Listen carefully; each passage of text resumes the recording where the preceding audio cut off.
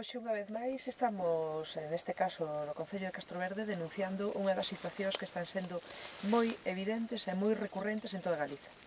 Dixemos no seu día, e así o estamos facendo, que íbamos a facer denuncias en todas as zonas desta situación de abandono ao que nos está obrigando desde a Xunta, desde os concellos, desde as administracións que teñen atribucións e que, polo tanto, teñen responsabilidades, en que este tipo de situacións de forestación das terras agrarias, de non guardar as distancias que as propias leis marcan para termos unha seguridade ás casas, a outras fincas, para que poidamos cultivar. En este caso concreto, ademais, é moi evidente unha forestación de terra agraria.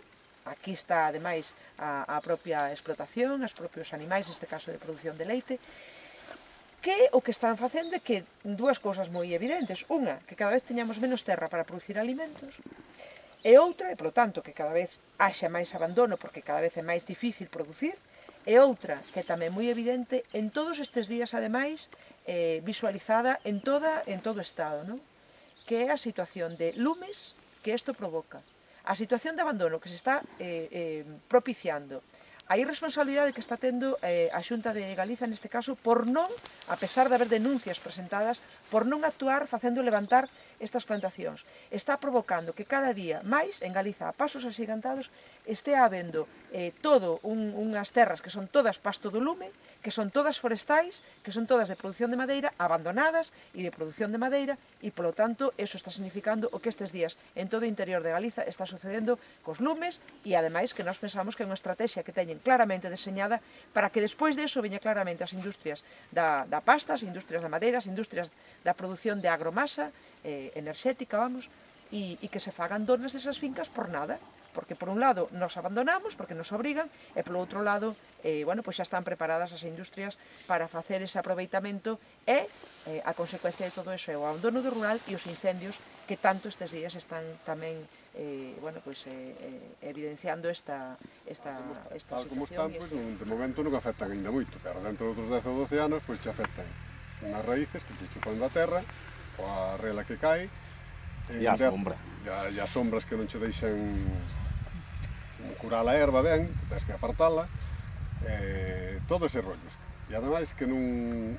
Para min, isto é feito casi a propósito, plantar nunha leiriña tan eso, con piñeiros ou outra cousa desde a historia, porque se foran árboles frutales, pois, bien, pero no, a propio intento os trouxo aquí.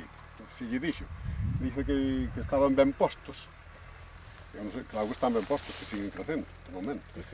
E encima despois ven o jabalí, se botamos maíz, se esconde no medio dos piñeiros, ou temos aí, ou sei que nos afecta por todos os lados. Isto é, para min é unha injusticia.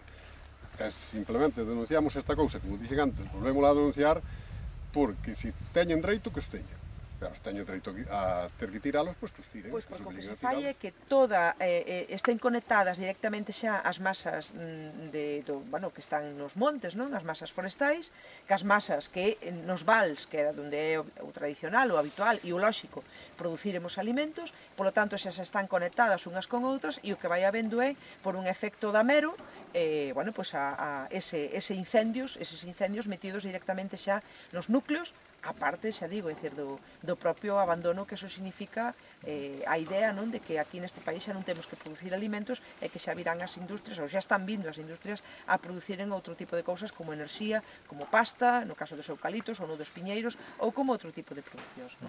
Entón, é ademais claro e é evidente, non? Ademais, de outras incluso cuestións paralelas como son o tema do aumento da fauna salvaxe, que ten hábitats cada vez maiores para poder vivir ao pé das casas, ao pé dos cultivos, e que tamén está facendo danos considerables e que está sendo un problema gravísimo neste momento. E estes pinos pode ser que teñen que estar a 50 metros de distancia. Non están nin a 10 metros. Así que, como ves, se a lei dice eso, creo que debemos respetar a lei. É que se actúe, que hai unha lei de defensa contra incendios forestais que impide, ademais, directamente a forestación de terras agrarias e que hai leis, ademais, que o que impiden é tamén que se estea plantando en calquera sitio, a calquera distancia, mesmo comprometendo a seguridade das persoas que vivimos no rural, que vivimos nos núcleos, non? E, polo tanto, bueno, aí está a cuestión. Non poden seguir mirando para outro lado e non poden seguir fomentando que abandonemos todo, porque non estamos dispostos e dispostas neste país a permitirlo tampouco.